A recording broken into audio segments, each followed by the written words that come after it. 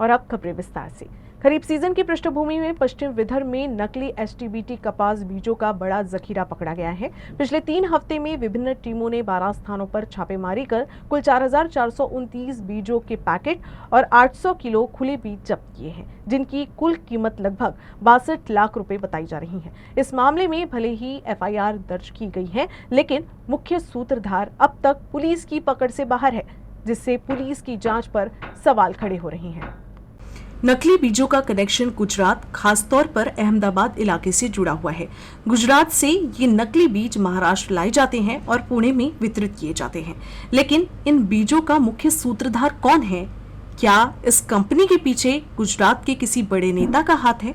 इसी को लेकर अमरावती के सांसद बलवंत वानखेड़े ने मुख्यमंत्री देवेंद्र फडणवीस और कृषि मंत्री माणिकराव कोकाटे को पत्र लिखकर मांग की है कि गुजरात की फर्जी बीज कंपनी पर सख्त कार्रवाई हो और अमरावती पुलिस को गुजरात जाकर मामले की गहराई से जांच करनी चाहिए। महाराष्ट्रात हे एचटीबीटी बियाण्याची बंदी असताना नेहमीच गुजरातमधून हे बियाणं येत असते आणि विशेषतः विदर्भात जो कापसाचा बेल्ट आहे त्या बेल्टमध्ये हे प्रामुख्यानं बियाणं गुजरातमधून नेहमीच येते।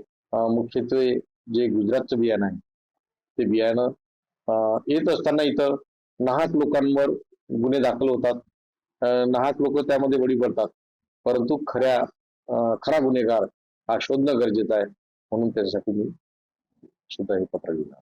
अमरावती के गाड़गीनगर पुलिस स्टेशन क्षेत्र में हुई इस कार्रवाई को लेकर थानेदार दिनेश दहातोंडी ने बताया कि हम इस पर गंभीरता से जांच कर रहे हैं और जो भी जांच में दोषी पाया जाएगा उस पर कार्रवाई की जाएगी। अगर जरूरत पड़ी तो हम गुजरात जाकर भी इस मामले की तह तक पहुंचेंगे।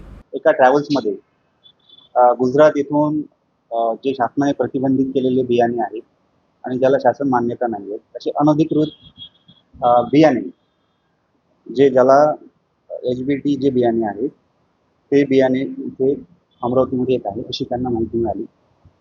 त्या अनुषंगाने त्यांनी सापळा रचला आणि पंचासह त्या ट्रॅव्हल्समधून 50 पोते आणि 2500 पॅकेट हे अनधिकृत बीटी बियाणे त्यांनी जप्त केलेले आहे। पोलीस स्टेशनला आणून त्यांनी आपल्या ताब्यात दिलेले आहे। त्याच्यामध्ये आरोपी म्हणून ॲग्रोसीड्स हिम्मतनगर अहमदाबाद गुजरात